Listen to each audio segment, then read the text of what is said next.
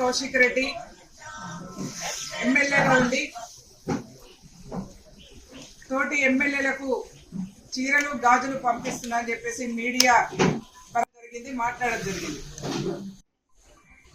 1,50,00,000 పైగా అంటే సగం జనాభా మహిళలుగా ఉన్నటువంటి మేము మహిళల యొక్క మనోభావాలు దెబ్బతినే విధంగా ఎమ్మెల్యే పాడి కౌశిక్ రెడ్డి మాట్లాడినటువంటి దృశ్య స్పీకర్ గారికి వారిని ఎమ్మెల్యే నుంచి డిస్క్వాలిఫై చేయాలని చెప్పేసి విజ్ఞప్తి చేయడం జరిగింది. ఎందుకంటే రాజ్యాంగం మీద ప్రమాణం చేసి ప్రజల యొక్క హక్కులను కాపాడతాం, అందరినీ సమానంగా చూస్తామని చెప్పేసి రాజ్యాంగ పరంగా ప్రమాణం చేసినటువంటి ఎమ్మెల్యేలు సగం జనాభాలో సగభాగంగా ఉన్నటువంటి మహిళల్ని కించపరిచే విధంగా అంటే తక్కువగా చాతగాని వాళ్ళగా ముద్రించే ప్రయత్నం ఇవాళ ఎమ్మెల్యే గారు చేసింది కాబట్టి వారిని డిస్క్వాలిఫై చేయాలని చెప్పేసి విజ్ఞప్తి చేయడం జరిగింది. అంతేకాకుండా నిన్న కూడా ఒక అంశం మాట్లాడారు. మళ్ళీ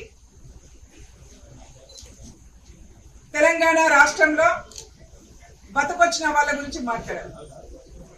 అసలు టిఆర్ఎస్ పార్టీ నాకు అర్థం కావట్లేదు, పాడి కౌశిక్ రెడ్డితో మాట్లాడిస్తుందా లేకపోతే కేసీఆర్ గారికి తెలియకుండా మాట్లాడుతున్నారా ఒకసారి చెప్పాలి. పాడి కౌశిక్ రెడ్డి గారు మాట్లాడుతున్నటువంటి ఎమ్మెల్యేగా ఉండి మాట్లాడుతున్నటువంటి ఆయన మహిళల్ని కించపరుస్తున్న విధానం కానీ తెలంగాణ రాష్ట్రంలో ఇతర రాష్ట్రాల నుంచి బతుకు తెరువు కోసము ఇక్కడ నుంచి వలస వచ్చినటువంటి వాళ్ళని కానీ కించపరిచే విధంగా మాట్లాడుతున్నటువంటి పాడి కౌశిక్ రెడ్డి విధానం పట్ల గౌరవ కేసీఆర్ గారు స్పందించాలని చెప్పేసి విజ్ఞప్తి చేస్తా ఉన్నాం. ఒకవేళ కేసీఆర్ గాని హరీష్ రావు గారు గాని ఈ విషయంలో స్పందించకపోతే వాళ్ళే మాట్లాడించినట్టుగా అనుకోవాల్సి వస్తుంది. ఒకవేళ టిఆర్ఎస్ పార్టీకి సంబంధం లేకుండా పాడి కౌశిక్ రెడ్డి గారే స్వచ్ఛందంగా మాట్లాడినట్టయితే మేము టిఆర్ఎస్ అధ్యక్షులు కేసీఆర్ గారికి డిమాండ్ చేస్తా ఉన్నాం, పాడి కౌశిక్ రెడ్డిని వెంటనే పార్టీ నుంచి బహిష్కరించాలని చెప్పేసి విజ్ఞప్తి చేస్తా ఉన్నాం.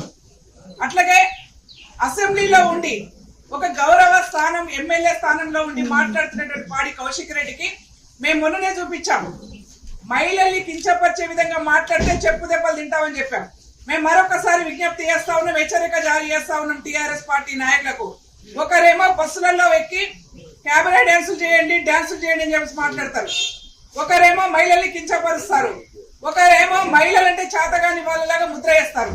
కాబట్టి వీళ్ళందరూ కూడా బుద్ధి రావాలంటే తెలంగాణ రాష్ట్రంలో మహిళల నుంచి వీళ్ళకు ఎదురు దెబ్బ తిరిగే అవకాశం ఉంటది. మహిళలు తిరగబడే రోజు ఆసన్నమైంది అని చెప్పి తెలియజేసుకుంటూ గౌరవ స్పీకర్ గారికి ఇలాంటి నాయకులు సమాజాన్ని గౌరవించలేని వాళ్ళు, సమాజంలో సగభాగంగా ఉన్నటువంటి మహిళల్ని కించపరిచే వాళ్ళు అసెంబ్లీలో ఉండే ఆస్కారం లేదు.